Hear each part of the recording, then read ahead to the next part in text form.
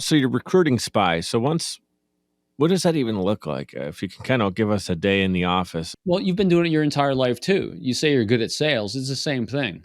My day in the office, when I was in the office, is I had a select number of potential clients, and these are Russian intelligence officers that when I was in New York working at the United Nations.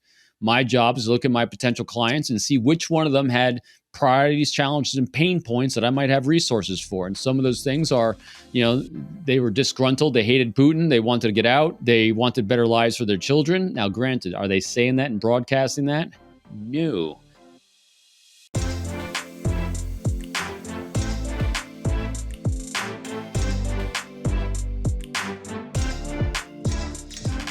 Our guest today has an incredible story. If you caught episode 182 of Mic'd Up, you already know this. You've seen some of the highlights on my social media. You know who I'm talking about.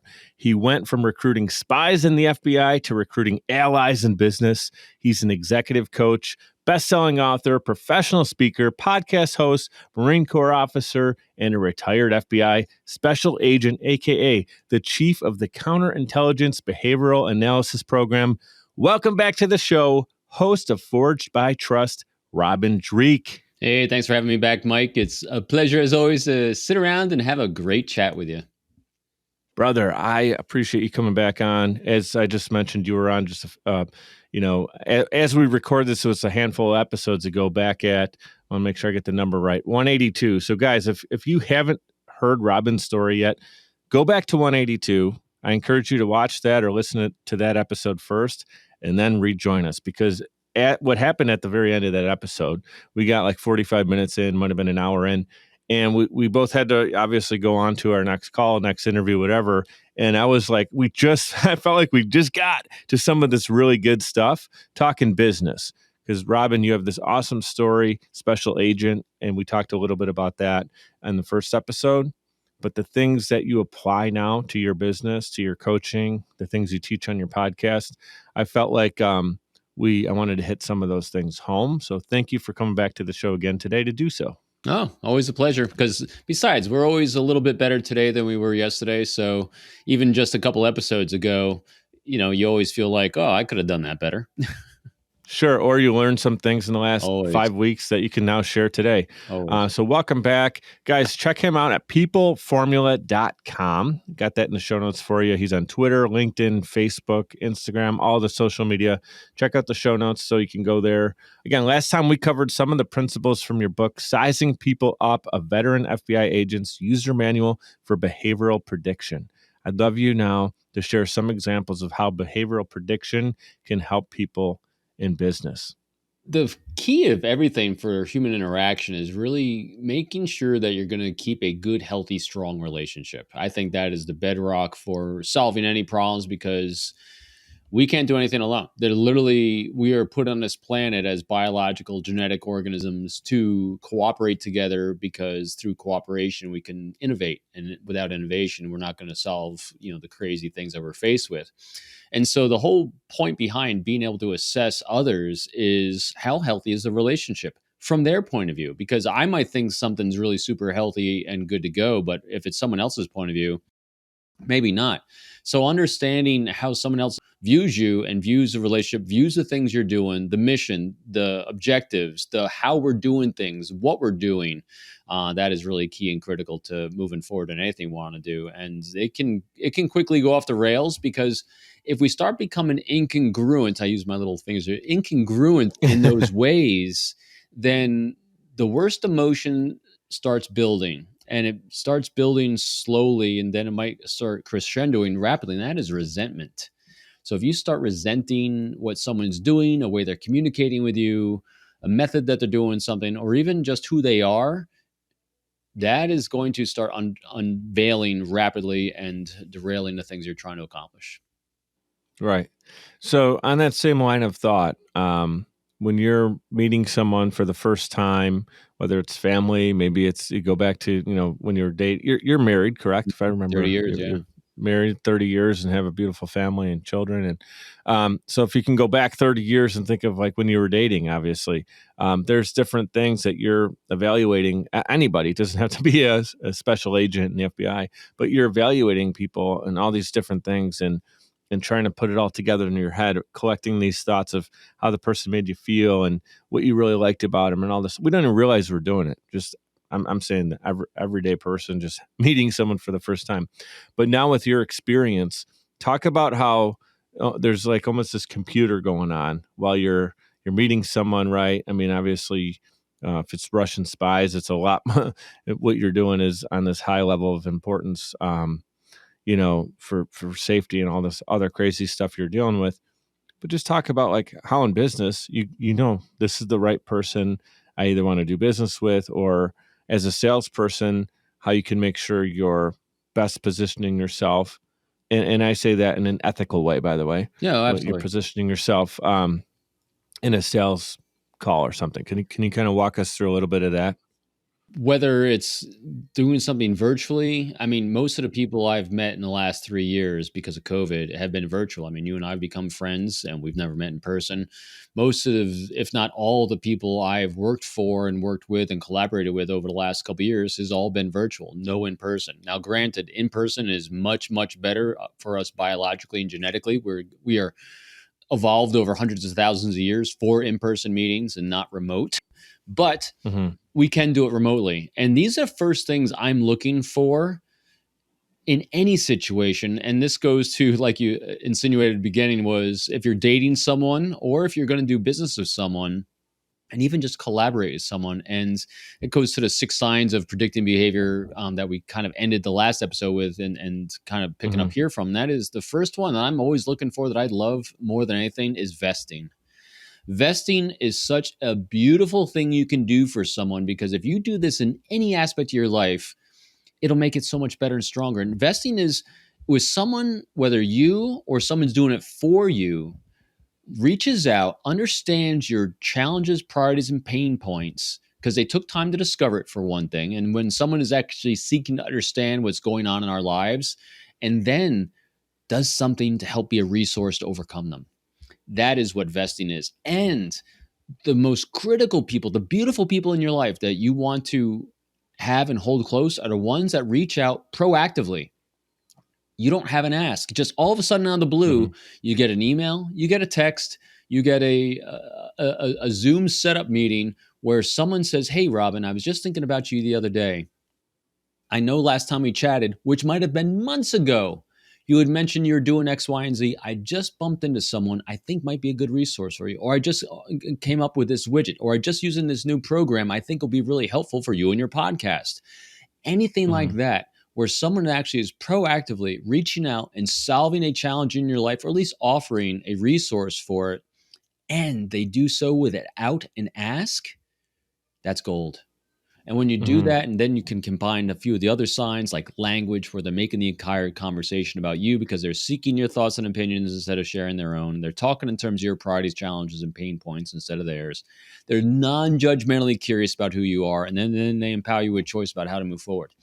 Those are just two really, really fantastic signs that I'm looking for. And if you want to forge relationships, trust, and create your own allies, do that for someone else. The greatest networkers in the world which solve problems are those people. They're the people that understand everyone around them without judging Mm-hmm. them, and they're going to help be a resource solving their problems. Yeah, I think that's really well said. Something I'm reflecting on in the moment here. The last person I interviewed at the time that we're recording today is Justin Shank. I don't know if you know Justin, but fantastic story. He is like a long shot story that he'd be successful based on what he was dealing with growing up and all this crazy stuff. And he's talking about he had the opportunity to interview Ed Milet, who's someone who I have a lot of admiration for, and is a big proponent to why I started my business and actually jumped out of the airplane and figured out how to build a parachute was hearing his story. Right. And he had the opportunity to interview him. And at the end of the interview, he asked Ed, and he wasn't trying to like do any of this positioning. It just was a genuine question. He's like, "Hey man, let me know, is there anything I can do to help out you in your corner of the world? Like what you got going on? Just let me know." And Ed paused. And he's like, "Oh my God, I think he hung up on me, or what? Did I freak him out, or did we? That was a connection. We had this great interview, and now I want to say goodbye to him." And Ed stopped and came back and said, "I've done this so many times, hundreds and hundreds of times. Nobody's ever asked me that. They always ask because Ed's highly successful, $400 million man, all this stuff. He's got people pulling at him all the time, asking him, "Hey, can I get you to come and do this thing? Can you speak at my thing? Can we do this? Whatever. Can I get a ride in your jet?" Asking for all these favors because he's financially in that situation. But rarely does he hear, to the point where it actually made him kind of like stutter step, someone say, "What can I do for you?" Right. Right. And so I think that's what you just said summarizes that. When you come with the intention of, what can I do for this person I'm talking to? How can I best listen to serve them? And how can I respond to them in a way that's serving? You just gave me a great idea. I'm going to send an email out, because a lot of my emails are giving information, but then also hoping someone wants to schedule time with me to talk about business.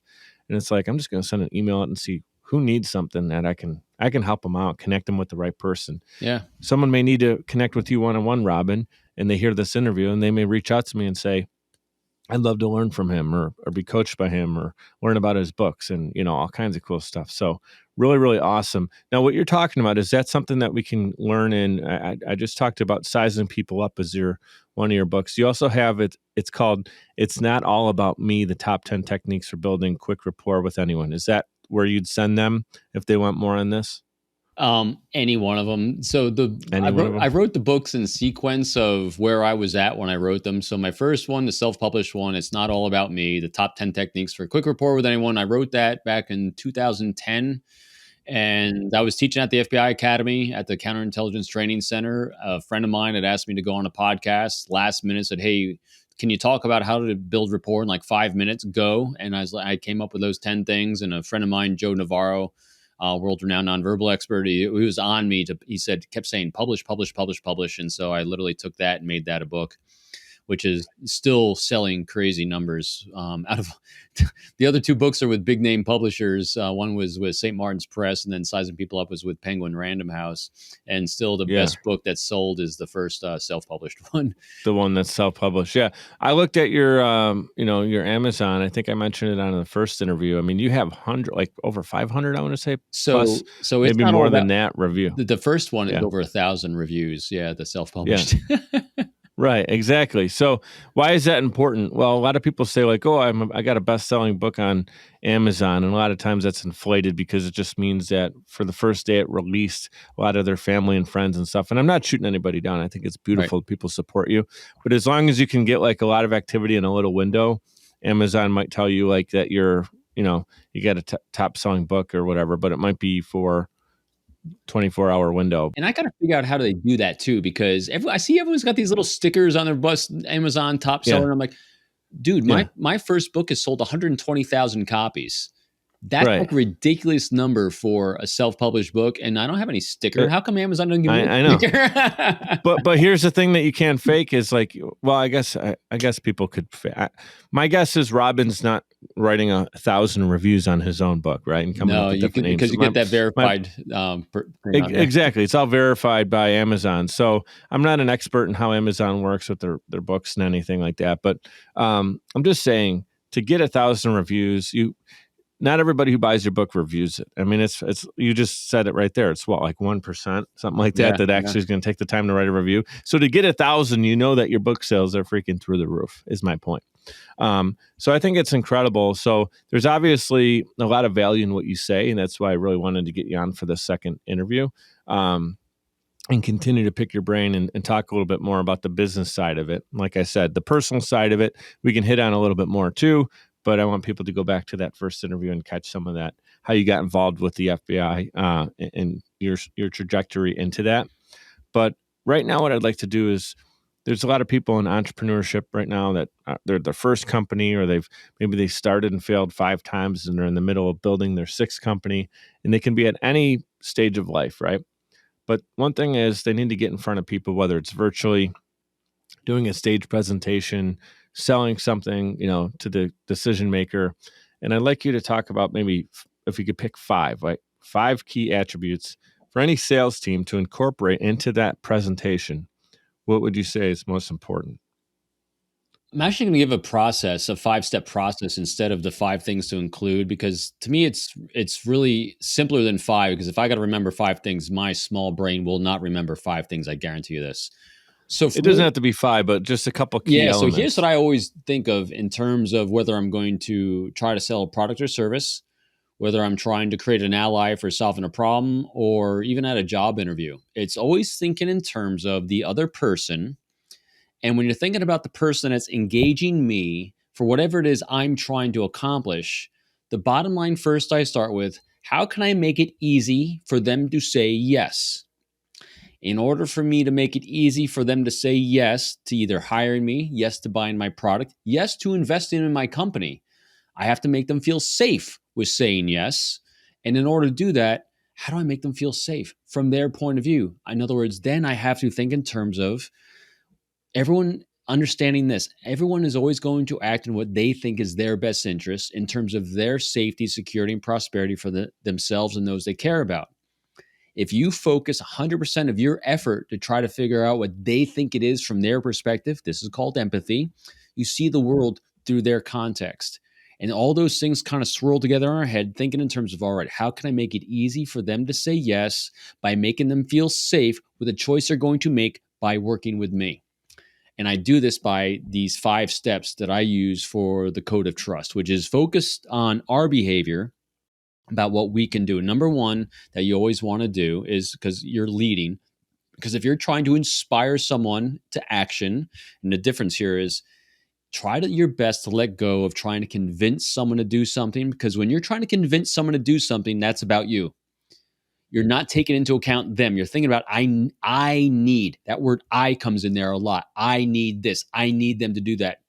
Dude, you're going to fail. I guarantee that is And they it. could feel it. People feel that, Yes. like, okay, why does it feel like if I don't say yes to this guy, that his life is on the line or something? Like, there's that desperation breath kicks in. Absolutely. So remove the convincing thought of I need and think in terms of how can I inspire them to want to. And so work it to inspiration. The first thing that we do when we want to lead someone and inspire them, you have to understand what your goals and objectives are. And that is what's your overall mission? And then underneath that why, that overall mission is what's your what and your how. How are you going to go about that? What specifically do you need to achieve? That keeps things cognitive. And then the second part of that is who? Who do I need on my team to accomplish that? Now, if you're already engaging with someone, we know who. But if we haven't identified that person yet, we need to create that ideal resume or profile of that individual we need in our lives.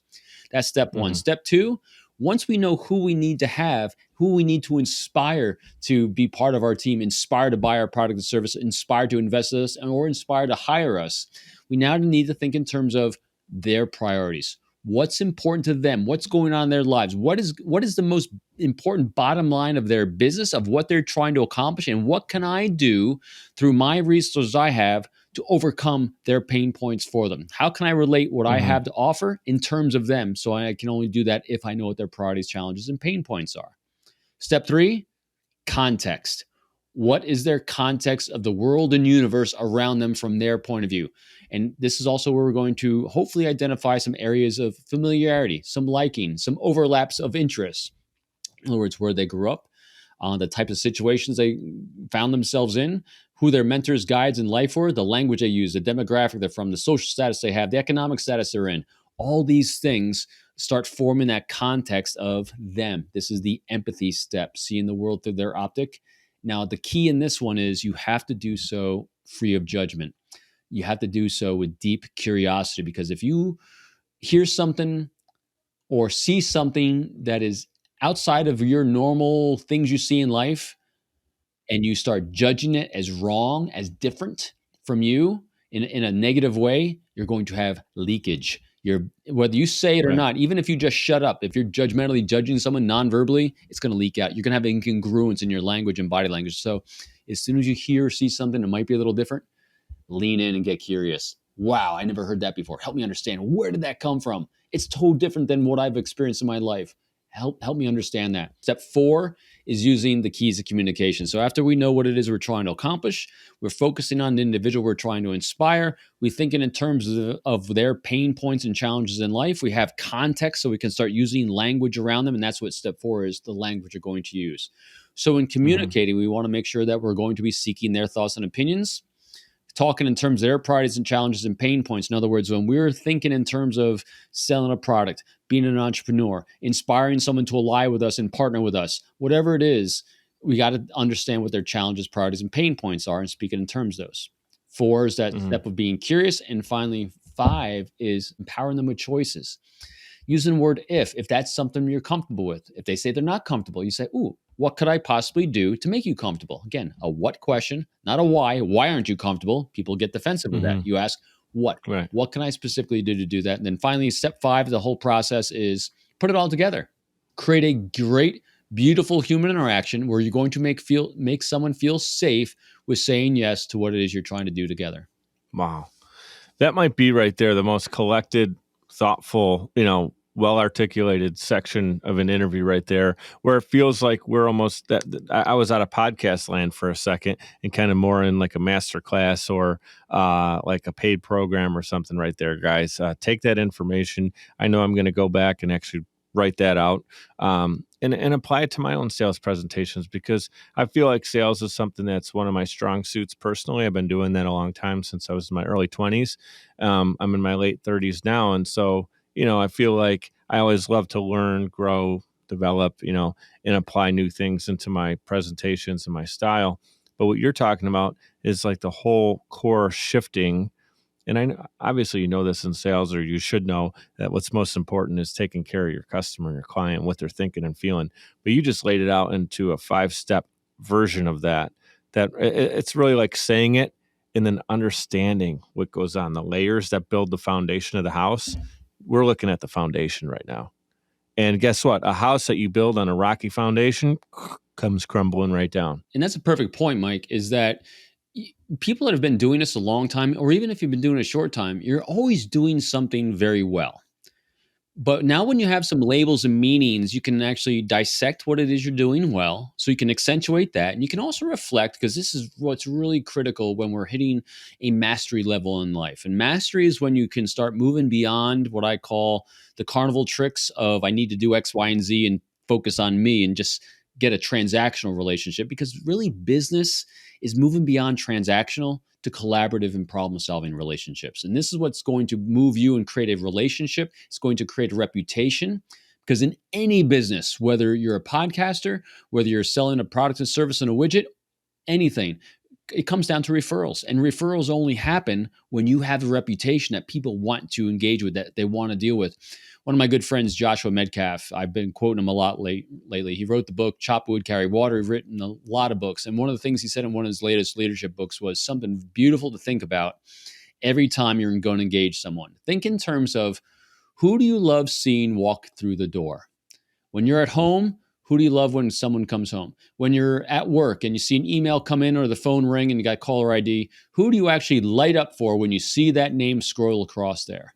So think about that and then ask yourself, are you that person for everyone else?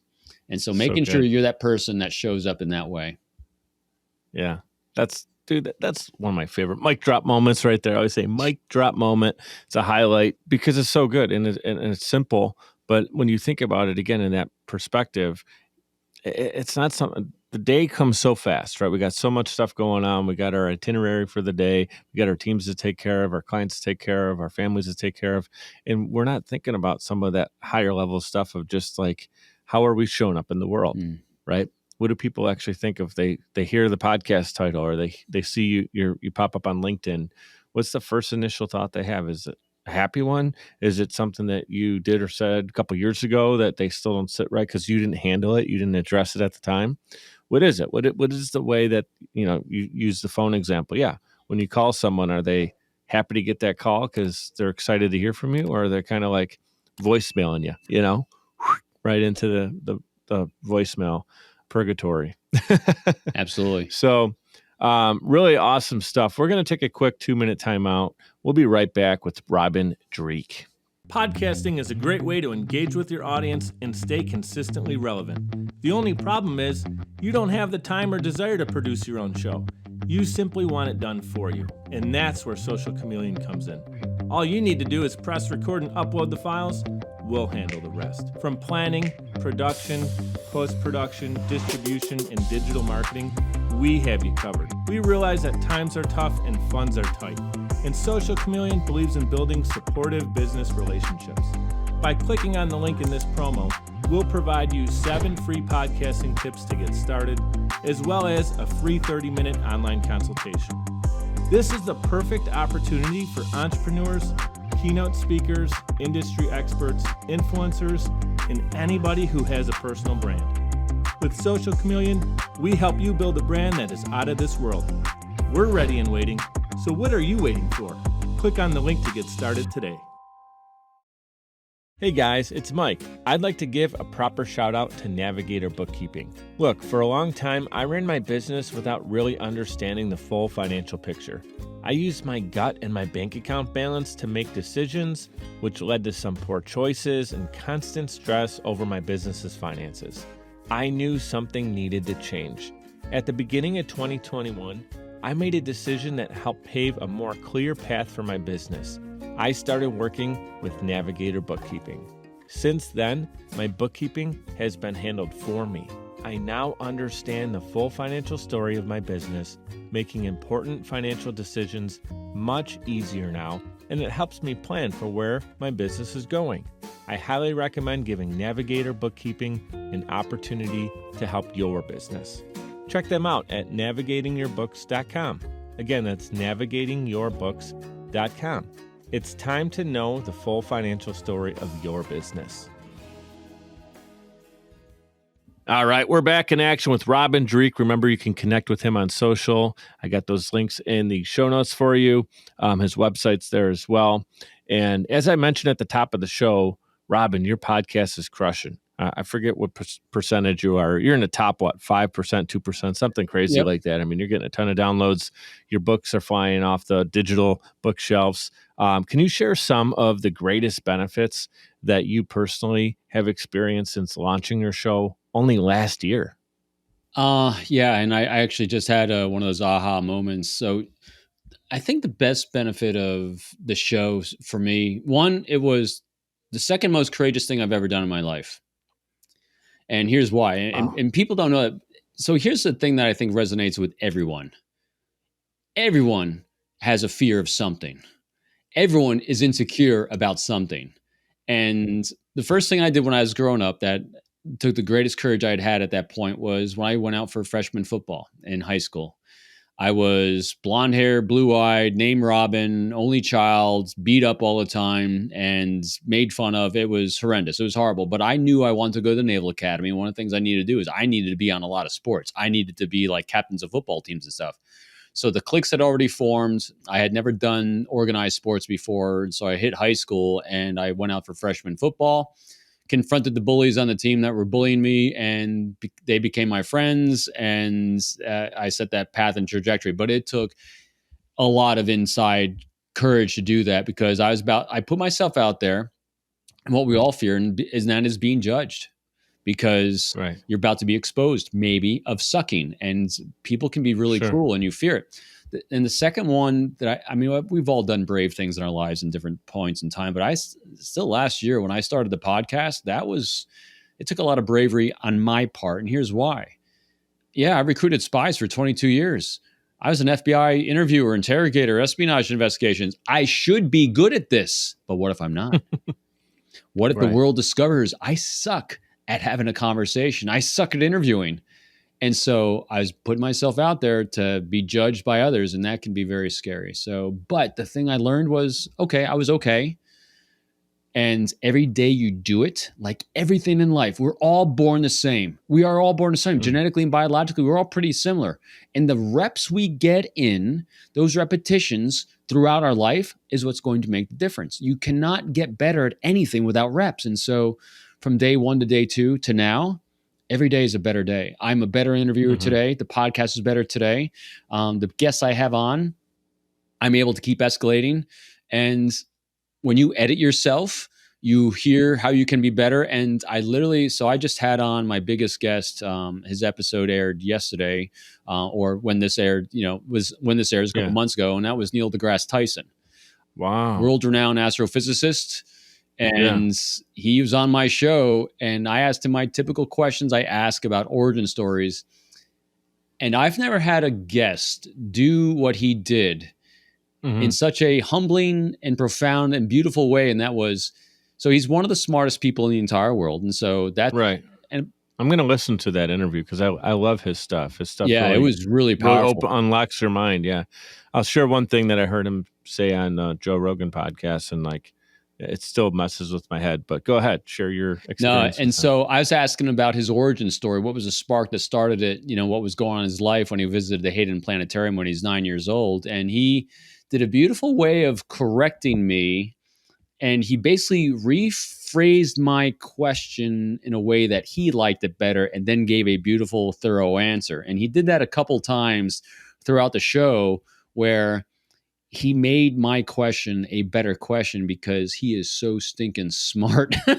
Yeah. But he never corrected me. He just he used a lot of grace to kind of build it out much better because he's got great reps. Those reps are what matters. So that's what I've gotten out of podcasts, and it just makes you better every day. It keeps you humble, and it keeps you connecting with beautiful human beings and having these great conversations, and then being able to share these conversations. And the most important thing why a lot of us do this is to help solve pain in people's lives. There's a lot of pain in the world right now, and if you can give a little bit of something to someone, even if it's just that one person, to solve a little bit of pain that day, it was a great day. So what do you say on Joe Rogan that resonated with you? Dude, I agree. First, before I share that, I love what you just said there about podcasting. I agree. I've experienced those things firsthand doing Mic'd Up. I continue to increase. I don't want to say increase because that sounds like my early episodes didn't have good people on. I started off with some really great guests right out of the gate. So I was blessed with great connections that wanted to get on board from day one. I've been doing this for 185 plus weeks consecutively. I've never taken a Monday off. And yeah, so this is something for me that really has helped shape me into the person I am today. But I agree with you. Like, you know, I also had a little bit of that fear of, man, this could expose me because what if I'm not really great at this? But when I set out to do it, I knew I was going to continue to learn, grow. You get way better. You should have seen my intros in the beginning were boring, long. I'm literally with a sheet of paper, like reading somebody's bio, and now it's like higher energy, abbreviated. Yep. It's like I picture I'm on like a late night show with lights and I'm bringing you on and you're running down Robin Dreeke, right? And so totally know exactly what you're saying on that. Absolutely. I can't even listen to my everything tightened up. Yep. Yeah, this isn't about me. I don't want to go too long about me, but I just want to share real quick. I started off as a podcaster for a very similar reason. I had this heart tug. There's things I wanted the world to hear, and I wanted to be kind of the outlet to get there. So as the host of the show, I'm interviewing incredible people and kind of getting out of the way, but allowing it to be almost like a road. I'm creating a pathway for people to get this beautiful information. I was getting it from other sources and people I was listening to. And I'm like, well, let's build one more beautiful road because there's all these negative news and things that are knocking people down. And we need more positive avenues for people to go check out. So I don't think there's ever a reason to feel like I'm just one of many or whatever. I got this small show because you said it perfectly. If you're helping out one person today, it's a beautiful day. And I knew that I was already had the ability to do that because I saw people were highly interested in being on the show and listening to the show. And the best feeling I ever get is when I get a random text message or Instagram DM. One guy told me he was listening to the show. He had to pull over on the side of the road because he was crying because something that was shared on the show really hit home with his backstory personally. He thinks he was struggling with, and it was helping him unlock some of that. We're talking, the episode was a woman who talked about being bullied and how she got through it and where she's at today. And this guy who I actually knew, who if you met him, he's a big, burly, great, business person. You never know that he had this going on in his life. And this guy had to pull over his car and he shared, thank you so much for that interview. That was powerful. And so I get those from time to time. And it's like, just reminds me the power of podcasting and why I'm doing this.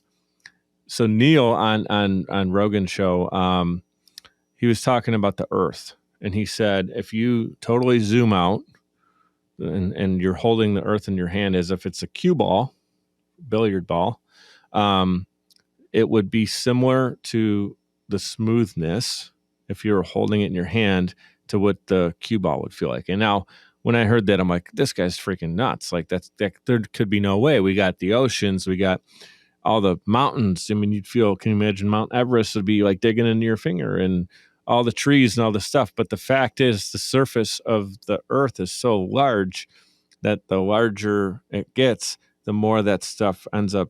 It's just weird to me. But did you hear that? You're shaking your head a Oh little bit. yeah, What are your absolutely. thoughts? So Yeah. so he mentions that in Starry Messenger as well. That's his latest book, Uh-huh. came out in September.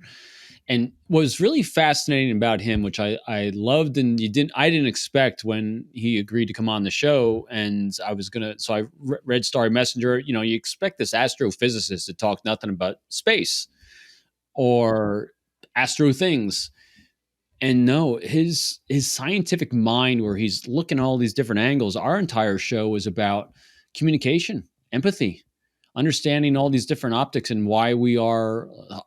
Like his pithy statement through ours was using all this knowledge that we have of science and our evolution to lift us up out of the evolutionary gutter and become better than we are actually evolved to be. You know, so it was really, it's again that cosmic perspective of everything and everyone from all these different angles was really fascinating. But yeah, the Earth is as a smooth orb. You know, it blows your mind. It messes with your head, doesn't it? It's good It's like, stuff. man, it's freaking crazy. But I also get this weird visual of like this giant in space that's like picking us up, like, what's this thing, and it freaks you out a little bit, makes you feel pretty tiny, doesn't it? Very tiny, because we really are. Yeah, when we think about the universe and how little we know about, how much we know about it, and how much is also very little. It really messes with you. And the amount of time that we have actually been a species that's been cognizant. I mean, so one of the things that he talks about too is, even as a species that has evolved beyond living more than 30 or 40 years, that's only happened in the last 150 years. You know, reaching the Right. ages of the average age is starting to approach 80. That's only happened in the last 100 to 180 years on that cosmic calendar of the evolution of Right. our planet because of science. Yeah. Before that, he gives this great fun thing of everyone thinks we need to eat free range food and breathe clean air and drink clean water, which is all great.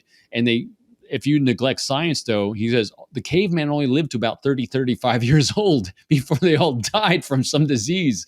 And we've really mastered a lot of that. So if we combine those two things together, don't reject the science, embrace it in a healthy way. It is interesting. And you wonder, I don't know if this is the right word. I think it's been used. There might be a movie about it, Bionic Man or something. Isn't that like a half Bionic Robo Man. Man or something? Yeah, I haven't seen it if you couldn't tell. But yeah, I wonder if in like the next 50 years, based on science, I mean, we already have things. We have artificial, you break a bone or whatever, they put screws in, they rehinge you, you can have fake bones. There's different things they have. It's just incredible scientifically what we can do to prolong people's lives. And obviously we got different cures that we're working on, but I'm talking about just like, imagine if we got limbs, we got we're kind of already a little bit there. I'm talking a little bit more like where it's someone looks almost like a cyborg. I think it's going to be think about crazy. This. He did this study also. He went to the National Archives and looked at the number of volumes of books and research that's been done since we've been keeping it. And he looked at the number and he came up, it's a very accurate number. Our knowledge of things as a species doubles every 15 years. And so we're on a parabolic curve and have been for hundreds of years of our knowledge doubles every 15 years. And he made predictions. He said, human beings are horrible at predicting because we predict linearly of where things will be in the future. But generally they hit parabolic curves where they spike much higher than that linear curve. And think about this. He does this great analogy that in the 1800s, they never envisioned flying. They thought that we had reached the pinnacle of transportation with trains. That trains were the pinnacle of transportation. So the steam engine was it. We will never evolve further beyond the steam engine because at that time, that was the epitome of science and what we were able to achieve. Mind-blowing that you could move that fast. Yeah. Yeah. And so that's why he said just every 15 years, you're going to be amazed. And he said automated flying things and automated cars driving us everywhere. That's a guarantee, and that's. I feel like it's hockey stick though with the internet, because before you needed books, you had to be in the right library, you had to have access to the right people. That's why I feel like being an entrepreneur 100 years ago opposed to today. Now I know 100 years ago they had books in libraries, but it's not like you had access to every book. I mean, you had whatever was in there. The family Right. passed down. These are the encyclopedias we've collected or whatever Right. families had in their book collection. You got probably passed down from generation to generation, and you very much learned what was in your microcosm of influence. Now it's like, no, man, if I don't believe or like something or I want more information or research, it's all there. It's there instantaneously. Now we're doing it, man and AI collectively, Yep. which is a whole another freaking crazy story in a good way, but also a scary way too. We could talk about that.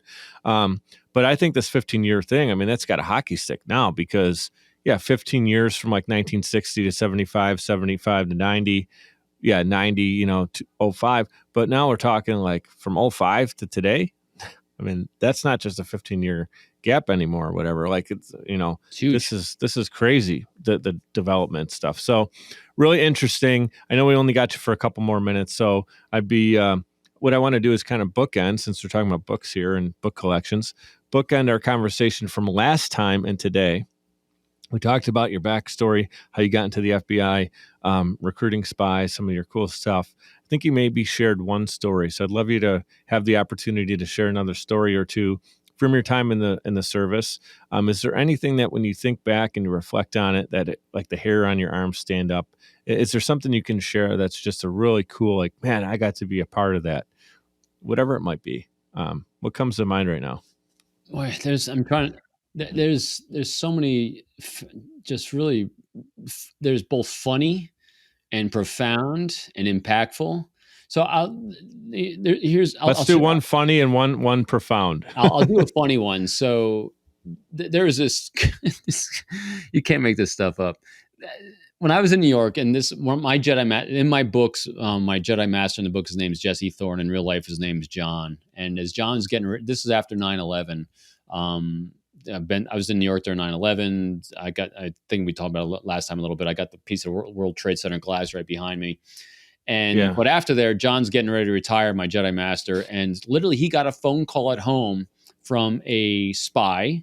He was an illegal that showed up in the United States. Like this guy, we called him like a $20,000 guy. This is a guy that would show up, he gives some information, get some cash and go away. And there's people that do that, and so this guy showed up. John wasn't listed in the phone. Was listed in the phone book. So this guy calls him up and says, "Hey, I'm here in the United States and I need help." And we're like, "What?" And the guy showed up with his girlfriend, and this guy's in his is older now. He's like in his 50s, 60s, and he shows up with a little kid who's a toddler and a new wife in her 20s, and he's now in overstay. He's here illegally because he's overstayed his visa and he's broke. And he's a former spy, and he says, "I need help." And we worked it. And when I showed up at this guy's apartment, he's literally him and his girlfriend and child were living on a rented couch in a horrible, dirty, smelly, infested apartment in Brooklyn, New York. And the stuff that we pulled out of there, he had a couple boxes, just smelled. And so, we did a resettlement package with him because Robert Hansen, the spy, had actually given him up. And so his life was in danger. And so we were able to resettle him here. But it was so did he end up going back to work and getting his life on track, or was it just kind of you guys just kind of a little bit of not a handout, but kind of helping a brother out? It was a little bit of it all, and it's what makes it interesting. This was a save. It was a help a brother out, but also someone that became compromised because of a compromise that we had. He hit some lucky timing in there. But it's just really those situations you think things in the spy world are all, well, walk up, give someone $1 million, recruit a spy. I've never seen that. I've seen maybe one or two people try that stupid move. It doesn't work because it doesn't create trust and doesn't make people feel safe. But some of the ways that some of these things happen, you can't imagine this. Had my friend not been listed in the phone book, this would never have happened. Yeah, that's crazy. So he obviously knew who he was looking for. What about, so you're recruiting spies. So once what does that even look like? If you can kind of give us a day in the office of recruiting a spy, like to me, there's just so much unknown in what that even means that I'm kind of curious about. Well, you've been doing it your entire life too. You say you're good at sales. It's the same thing. Hmm. What are you doing in sales? My day in the office, when I was in the office, is I had a select number of potential clients, and these are Russian intelligence officers that when I was in New York working at the United Nations. My job is to look at my potential clients and see which one of them had priorities, challenges, and pain points that I might have resources for. And some of those things are, they were disgruntled, they hated Putin, they wanted to get out. They wanted better lives for their children. Now, granted, are they saying that and broadcasting that? No. My job was to talk to people around them in their circles of life and figure out which ones might have something like that. Make myself visible and available to them where they feel safe making an approach to me that, hey, that we might have a conversation about that. So it's really just focusing on my few potential clients I had and making myself the person they might want to have a conversation with about a potential challenge going on in their lives that I might be able to help. So, and then if they actually can identify that, the big thing is, can they trust me with their lives? My day every day was basically creating art, a relationship art around one person at a time to see if anyone wants to buy that art. And what was the best outcome then that you would recruit them? They became basically a partner ally situation. And Yeah. then they would stay in Russia and kind of give you intelligence and that So kind of first, stuff. if they go back overseas, then you partner with the CIA, and so you Mhm. handle things jointly. But yeah, the first thing is when they're in place here. So the best outcome is they stay in place, so they can continue to have access to real time Right. information, which is extremely risky for their lives. It's also Mhm. extremely rare. It's kind of like hitting lotto, but every day you buy a lotto Mhm. ticket with the best possible numbers you can, and then they give you information about what your adversaries are doing to undermine you and the national security of our country, whether it's economically, politically, sowing distrust amongst government organizations and institutions so that the public no longer trusts the government. That is what the goal of most of these hostile regimes do. And they've done it really well. Yeah, that's super interesting. Yeah, I can imagine. I don't know, like about wiretapping, how it works, or how you communicated with them, where their government didn't see. Okay, this person's connecting. Obviously, there's got to be so much technology that goes into that. It's actually it's complex but simple. Hmm. You have to communicate in a way that they've already created a blind spot to their own people, because if they change their behavior in some way to communicate with you, you're Red going to pick up. flag. Yeah. And so they've already created a gap by which to communicate. That's part of their natural life pattern. They've just kind of inserted you into Yeah. it. So you have to learn what that is, what the Yeah. usual routines are of this person. They cannot start acting in a very different way because that's going to red flag it. Right. Um, Really cool that you have to really do your homework to make sure you're not jeopardizing someone's well being. I mean, they get found out, they're They're dead, pretty much that's life right there. and you've ruined their entire Super life and their crazy, entire legacy. Yeah. right? So it's not exactly like they want to sign up, but there's got to be financial benefit. I'm thinking that comes along So, with participating in that well, whole believe it or not, situation. no one does. This is not a thing that I've ever worked with anyone that it was a last minute decision. This was this is like years and years in the making with everyone that just makes this kind of decision. They're just looking for the right time and the right person in order to make that overture to it. There's probably lots more that would have, but couldn't find the right person. Right. So you're kind of connecting that final piece of the puzzle Yeah. for them. Really cool. Any last words? I know you got to run. Dude, another 50 minutes just blows off the clock talking with Robin, and I'm not surprised. So maybe we do 3.0 sometime in the future. But anything else you'd like to share with the mic'd up audience? Again, it's younger entrepreneurs, people that maybe have started, stopped, they're on their multiple failure, and they're still rocking and rolling. They're looking maybe for one more piece of wisdom today. What would you like to share with them? Two things. The first, and this is really the bedrock of all entrepreneurs, figure out a priority challenge or pain point in someone's life and figure out what innovative new way you're going to help solve it. That's what entrepreneurs are. They solve people's problems in new ways. And the second, most importantly, as I said last time, I'll say it now, click like, resend and subscribe and share this episode, but more importantly, all of Mike's episodes and Mike's podcast with your entire network of people. Make it something that you do for someone else by giving them the gift of Mike in your life. So thanks a lot, Mike. No, I end every episode with be great and be grateful. And I'm super grateful for you doing that. Again, I didn't pay Robin to say that or anything, but I'm going to record you saying it one of these times, and then I can just use your recording at the end of the episode. No, I greatly appreciate it. And guys that are tuning in all the way to the end, we appreciate you, whether you're listening to us on YouTube or Apple, Spotify, however you like to listen or tune into your podcast. It is super important to us when we get the like and subscribe. It's not just something we all say, because Robin and I are doing this. We're on purpose and we really want to help you. And so if you're listening to this and you feel like you've gotten some great benefit, think of helping someone else. That's what this whole thing is about, is really listening to someone in conversation and how you can genuinely help. You'd be helping us, but really helping the other people in your network by sharing this information so more people can hear Robin's story in the great masterclass he just gave on communication and presenting and interviewing and all the interpersonal skills that really go into being a successful human being in any space, especially business and entrepreneurship. And you've made a great career in multiple different venues and areas and arenas. So I appreciate you, Robin. Thank you so much for your time, brother. Always a fun conversation. And I like that we went a little different direction today. This is awesome. Thank you so much. Great to be with you, Mike, as always. Be well. Thank you for hanging with us all the way until the end. If you haven't done it already, you can click right over here to subscribe to my channel. Make sure you turn on your notifications so you're notified of all of the updates.